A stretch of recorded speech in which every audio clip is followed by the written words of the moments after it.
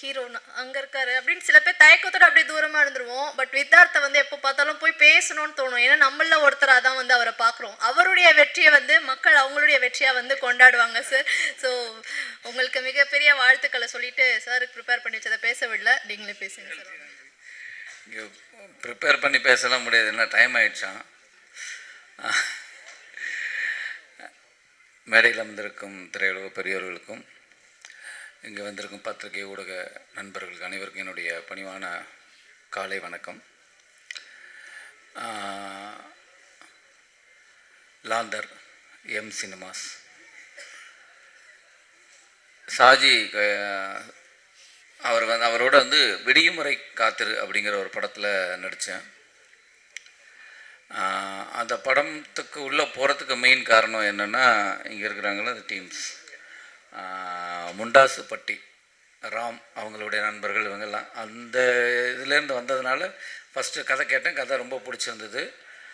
அப்போது அதை நடித்தோம். ஏன்னா என்னோடய ரோல் வந்து ஒரு 10 நாள் தான். 10 நாள் ஆக்ட் பண்ணதில் என்ன நடந்துனே தெரியல, கடன்னு ஓடிச்சு. அப்போ திடீர்னு ஒரு நாள் வந்து டிஓபி வந்து சவுந்தர் அவர் எடுத்த ஷார்ட்டை ஒரு சீனை காட்டினார். ரொம்ப பியூட்டிஃபுல். அது ஆக்சுவலாக ஒரு சின்ன ஒருத்தருடைய க்ளோஸ்அப் வரணும், அதுக்கு வந்து அவர் தண்ணியிலேருந்து போய் அப்படி ஒரு ஷார்ட்டை அதை காட்டின விதம் ரொம்ப இன்ட்ரெஸ்டிங்காக இருந்தது. என்னங்க பயங்கரமாக இருக்குன்னா, அது விக்ராந்துக்கு வச்சுருந்த ஷார்ட்டு ரொம்ப பிரமாதமாக இருக்கு, எனக்கு நல்லா இருக்குமா அப்படின்னா, இல்லை நல்லாயிருக்கும் சார் அப்படின்னா. நான் அடுத்த நாள் ஒரு சீனை கட் பண்ணி காட்டினாங்க. ரொம்ப இன்ட்ரெஸ்டிங்காக இருந்தது. அந்த படம் எப்போ வரும்னு எனக்கு ஆவலாக இருந்தது. அது ஒரு 7 நாள் பேலன்ஸ் இருக்குது ஷூட்டு. அந்த படம் எப்போ கூப்பிடுவாங்கன்னு ஒரு இருந்திருக்க டயத்தில் தான் சாஜி வந்து வேறு ஒரு படம் கமிட் ஆகி ஷூட் போகிறாரு அப்படின்னு. அப்போ ஒரு நாள் ஃபோன் பண்ணார். ஃபோன் பண்ணபோது நான் வாழ்த்துக்கள் தான் சொன்னேன். அடுத்த வாரம் ஷூட் போகிறீங்க, என்றைக்கு ஷூட் போகிறீங்க அப்படின்னா. இல்லை சார் நெக்ஸ்ட் வீக் போகணும், அதான் ஒரு பிரச்சனை. என்ன அப்படின்னா, இல்லை ஹீரோட டேட்டு அப்படின்னா, வேறு ஒரு ஹீரோ இருந்தது, அதனால் இப்போ எனக்கு இப்போ என்ன பண்ணும் அப்படின்னா, நான் பண்ணுமா அப்படின்னு. ஏன்னா எனக்கு ஃபோன் பண்ணும்போது நான் பண்ணணுமா அப்படின்னா. ஆமாம் சார் அப்படின்னா. அப்போ நான் கேட்டேன், ஏன் நீங்கள் முன்னாடியே வரல அப்படின்னா. இல்லை சார் உங்கள் சம்பளம் அப்படின்னு. அப்போ இப்போ எப்படி கொடுப்பீங்க அப்படின்னு. இல்லை அதான் அப்படின்னாரு. சரி, ஏன்னா ஒரு இயக்குனர் வந்து ஒரு படம் பண்ணி அது வெளியில் வரத்துக்காக அதுக்குள்ளேயே சுற்றிட்டு இருப்பாங்க. அந்த டயத்தில் அந்த படத்தை விட்டுட்டு இவர் வேறு இடத்துலையும் போய் அசிஸ்டண்ட்டாகவும் ஒர்க் பண்ண முடியாது. அந்த படம் எப்போ நடக்கணுங்கிறது. இப்போது கஷ்டப்பட்டு ஒரு படத்தை பிடிச்சிருக்காரு. சரி, அதுக்கு நம்ம என்ன பண்ணலாம், நமக்கு அப்படி ஒரு நிலைமைகள்லாம் வந்த விஷயந்தான். சரி, நான் பரவாயில்ல, அதை விட்டுருங்க, நீங்கள் என்ன சம்பளம் தரீங்களோ ஓகே நான் பண்ணுறேன், ஓகேன்னு சொல்லிடுங்க அப்படின்னா. அப்புறம் ப்ரொடியூசரை போய் பார்த்த உடனே ஜஸ்ட் ஓகே அப்படின்னா ஒரு அட்வான்ஸ் பண்ணாங்க. சின்ன சம்பளம் தான், ஓகேன்னு ஒத்துக்கிட்டேன். அதுக்கப்புறம் தான் கதையே கேட்டேன். அப்பா நாளான்னைக்கு ஷூட் போகிறீங்க, எனக்கு கதை என்னன்னு தெரியாது, கதையை சொல்லுங்கள், அப்போ தான் வந்து அதுக்குள்ளே ஏதாவது ட்ராவல் ஆக முடியும் அப்படின்னு. அதெல்லாம் தான் சார், நீங்கள் அப்படியே இருக்கிறது தான், அப்படியே வந்தால் போதும். நான் போலீஸ்னு ஐயோ போலீஸுங்கிற, நான் அதுக்கு வந்து ஒரு 3 மாதம் அப்படி டைம் கொடுத்தீங்கன்னா அப்படி வரலாம் அப்படின்னா. இல்லை சார், இது வந்து ரொம்ப நீங்கள் காமன் பீப்புள், காமன் மேன்லேருந்து இருக்கிற ஒரு போலீஸ் தான், நீங்கள் இப்படியே வந்தால் போதும். அப்படி தான் ஆரம்பித்தேன் ஷூட்டு. இப்போது இயக்குனர், கேமராமேன், ஆர்ட் டைரக்டர் தேவா, நடித்த நடிகர்கள், மியூசிக் டைரக்டர்ஸ், லிரிக் ரைட்டர், இப்படி இவங்களெல்லாம் வந்து நீங்கள் இந்த படம் பார்த்துட்டா அவங்களுடைய திறமைகள்லாம் வெளியில் தெரிஞ்சிடும். இவங்க எல்லாருக்கும் என்னால் வாழ்த்துக்கள் சொல்ல முடியும். மெயினாக தேவா, நீங்கள் சொன்னீங்க இன்றைக்கி வரையும் ஃபாலோ பண்ணிகிட்ருக்கீங்கன்னு. கவலைப்படாதீங்க, இந்த படத்துலேருந்து சினிமாவே உங்களை ஃபாலோ பண்ணும். ரொம்ப சந்தோஷமாக இருக்குது. ஏன்னா ஒரு நல்ல திரைப்படத்தில் தான் உங்களை சந்திச்சிருக்கிறேன், இப்படி ஒரு படத்தில் வந்திருக்கிறோம். ரொம்ப சந்தோஷமாக இருக்குது. இது ஏன் சொல்ல வரேன்னா, இவங்களுடைய திறமைகள் எல்லாமே வெளியில் வந்துடும். ஆனால் இதுக்காக ஒருத்தர் வேலை பார்த்துருக்காருங்க. நான் இதுவரை யாருக்காகவும் இல்லை, ஒரே ஒருத்தர், இந்த பத்ரிநாத்துங்கிற ஒருத்தர் தான். அந்த பத்ரி தான் ரொம்ப, நான் வந்து ஏவிஎம்லேருந்து எல்லார்ட்டையும் பண்ணிட்டேங்க. இப்படி ஒரு தயாரிப்பாளரை என் லைஃப்பில் நான் பார்த்ததே கிடையாது. நான் எத்தனையோ ஏவிஎம்மில் பண்ணியிருக்கேன், நிறைய படங்கள் பண்ணிட்டேன். விஜயா ப்ரொடக்ஷனில் பண்ணியாச்சு, பெரிய பெரிய ப்ரொடியூசர்ஸ்லாம் எல்லாம், அதுக்கெல்லாம் அவங்களெல்லாம் இதுவாக சொல்லலை. ஆனால் இவரை பார்க்க ரொம்ப சாதாரணமாக தெரியுது, ஆனால் அவ்வளோ பெரிய ஆள் அவர், அவ்வளோ பெரிய ஆள். ஆனால் அவங்க வீட்டில் அவங்க மனைவி இருக்காங்க, அவங்க பையன் தனுஷ், இவங்கெல்லாம் வந்து பார்த்திங்கன்னா ரொம்ப சாதாரணமாக எனக்கு ரொம்ப பிரமிப்பாக இருக்கும். இவ்வளோ பெரிய ஆளுங்க வந்து ரொம்ப சாதாரணமாக இன்றைக்கி வரையும் இருக்காங்க. சரி, இவர் அவ்வளோ பெருசாக இருக்கட்டும், இவரை சுற்றி கிட்டத்தட்ட இவர்கிட்ட எனக்கு தெரிஞ்சு நான் இவருடைய ஒரு 1000 கணக்கான நண்பர்களை பார்த்துட்டேன். இவர்கிட்ட வேலை பார்க்குறவங்க நண்பர்களாக. ஆனால் அத்தனை பேரும் இவர் நல்லா இருக்கணும்னு எல்லாரும் கும்பிட்றாங்க. ஒரு தொழிலாளி வந்து முதலாளி நல்லா இருக்கணும்னு கும்பிட்ற ஒரு முதலாளிங்க அவர். நான் அதை வந்து நான் ஒவ்வொரு தரமும் நான் ரொம்ப உருகி வேண்டிக்கிற ஒரே விஷயம் என்னென்னா, இப்படி ஒரு மனிதர் அவர் சினிமா மேலே அவ்வளோ பேஷன் இருக்குது, ஜெயிக்கணும். அதுதான் என்னுடைய நான் ப்ரேயர் பண்ணுறதே. இந்த படம் எங்களுடைய திறமைகள் பூரா வெளியில் வந்துடும். நாங்கள் என்ன பண்ணியிருக்கோம், இதை பண்ணியிருக்கோம், நீங்கள் படம் பார்த்து கமெண்ட் பண்ணி எல்லாம் சொல்லிடுவீங்க. அவங்களுக்கு இந்த படத்தோடைய திறமைகளை வச்சு எல்லாருக்குமே ஒரு வேலை கிடச்சிரும். ஆனால் இந்த தயாரிப்பாளர் ஜெயிச்சார்னா கண்டிப்பாக 50ல் 100 படம் பண்ணுவார். அவ்வளோ சினிமா மேலே ஒரு ஆவல் இருக்குது. கண்டிப்பாக சார், நீங்கள் உங்கள் எண்ணத்துக்கே நீங்கள் பெரிய சினிமாவில் சினிமாஸ் வந்து ஒரு பெரிய வெற்றியை கொடுக்கும். அது எனக்கு பெரிய நம்பிக்கை இருக்குது. கண்டிப்பாக நான் அவர்கிட்டே சொன்னேன், நான் உங்கள் சினிமாக்களில் அடுத்த சினிமாக்களில் நான் நடிக்கிறேன்னா நடிக்கலாம் பிரச்சனை இல்லை. நல்ல கதை நல்ல படம் இருந்தால் நான் உங்களுக்கு சொல்கிறேன், நீங்கள் வேறு ஆக்டரை வச்சு கூட பண்ணுங்கள், ஆனால் நீங்கள் பெருசாக வாங்க, அப்படி தான் சொன்னேன்.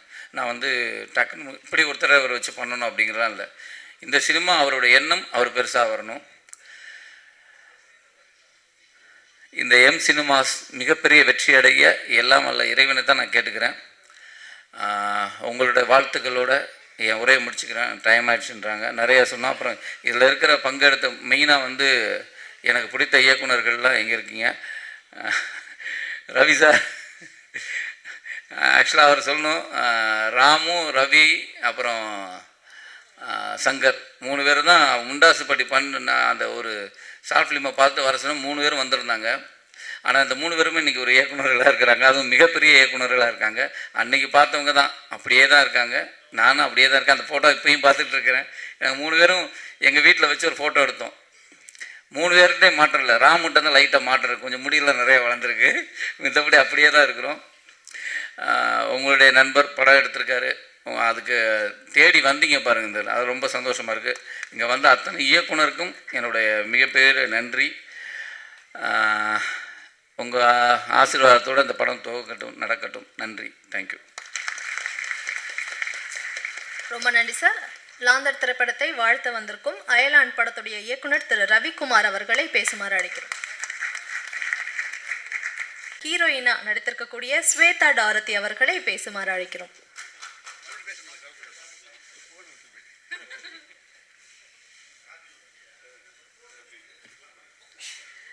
எல்லாருக்கும் வணக்கம். ஸ்னேகா மாதிரி இருக்குன்னு சொன்னதுக்கு ரொம்ப தேங்க்ஸ் சார்.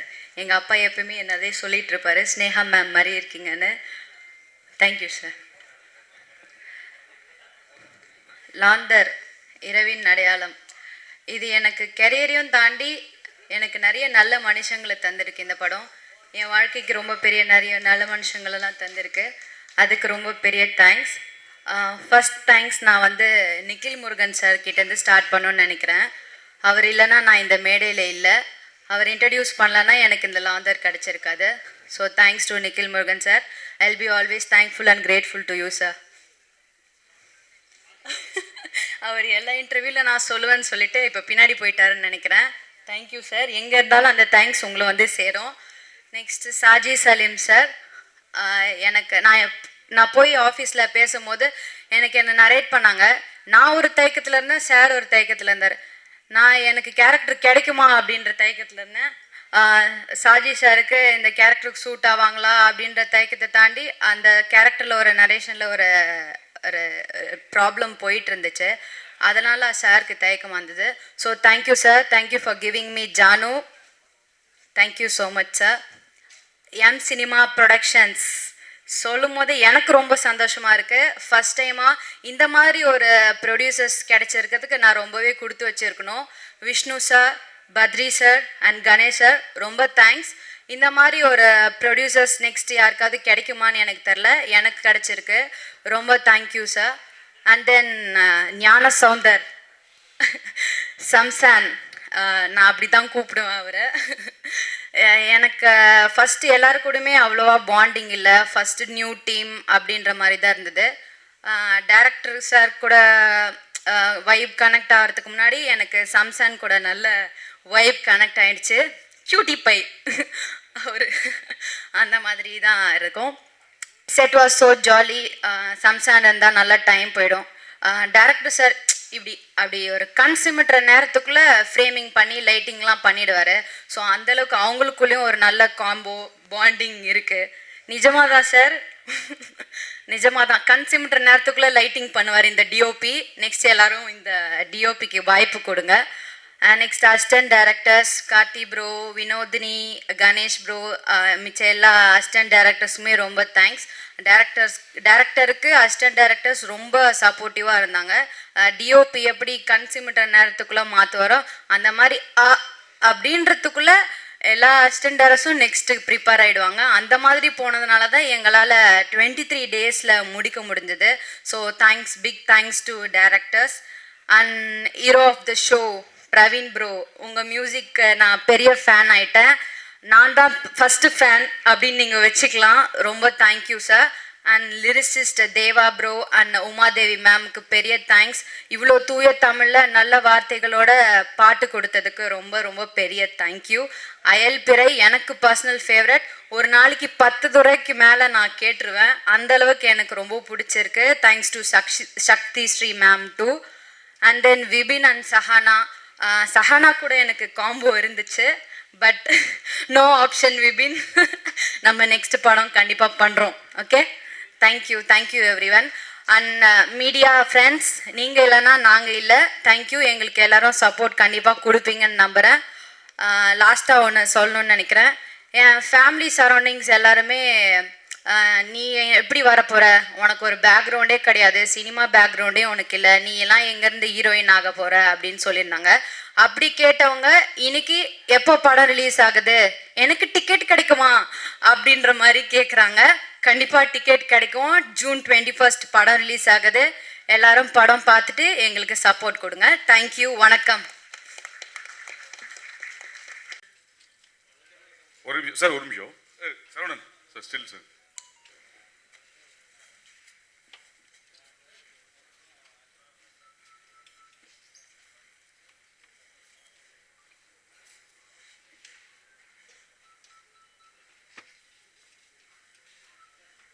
Okay sir.